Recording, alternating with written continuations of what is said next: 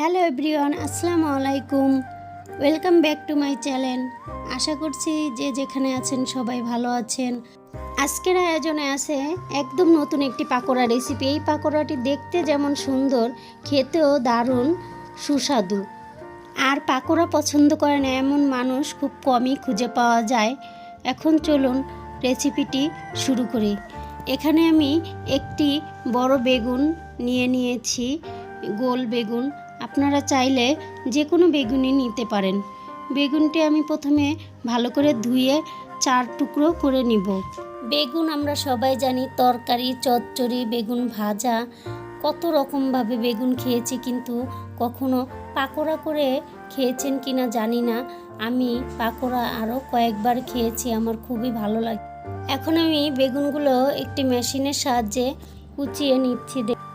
আমরা সবাই জানি বেগুন আমাদের শরীরের জন্য খুব উপকারী একটি সবজি, এবং এই বেগুন আমাদের শরীরের রক্ত পরিষ্কার করতে সাহায্য করে। দেখুন, এইভাবে আমি মেশিনের সাহায্যে সবগুলো বেগুন কুচিয়ে নেব। মেশিনের সাহায্যে আমার বেগুনগুলো সব আমি কুচিয়ে নিয়েছি। এখন আমি এখানে একে একে সব মশলাগুলো অ্যাড করব।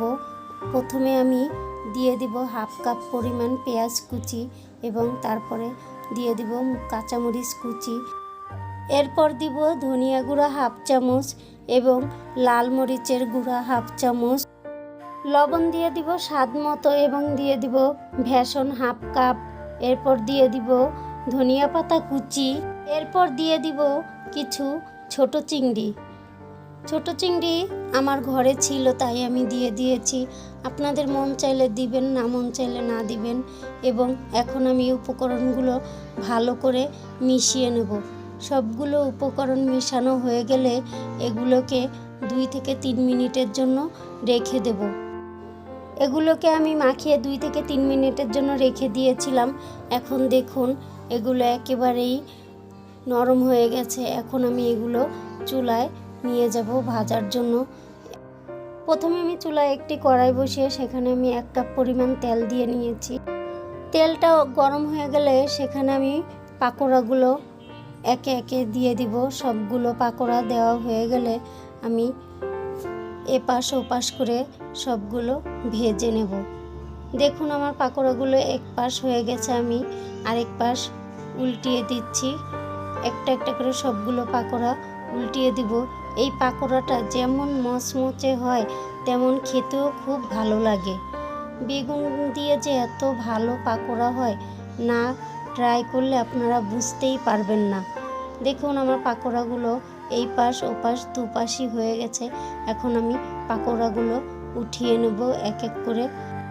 একটি মাত্র বেগুন দিয়ে এত মজার একটি পাকোড়া হতে পারে আপনি ভাবতেও পারবেন না। আমার ভিডিওটি যদি ভালো লাগে অবশ্যই লাইক, কমেন্ট, শেয়ার করবেন এবং সাবস্ক্রাইব করে পাশে থাকবেন। দেখুন, পাকোড়াগুলো আমি এখন পরিবেশন করে দেখাচ্ছি। পাকোড়াগুলো দেখতে কতটা লোভনীয় হয়েছে এবং খেতেও কিন্তু দারুণ ছিল। আমি একটি পাকোড়া এখন ভেঙে দেখাচ্ছি। দেখুন, পাকোড়াটি দেখতে কতটা সুন্দর হয়েছে, খেতেও অনেক মজাদার। আমার ভিডিওটি ভালো লাগলে অবশ্যই কমেন্ট বক্সে কমেন্ট করে জানাবেন। আসসালামু আলাইকুম।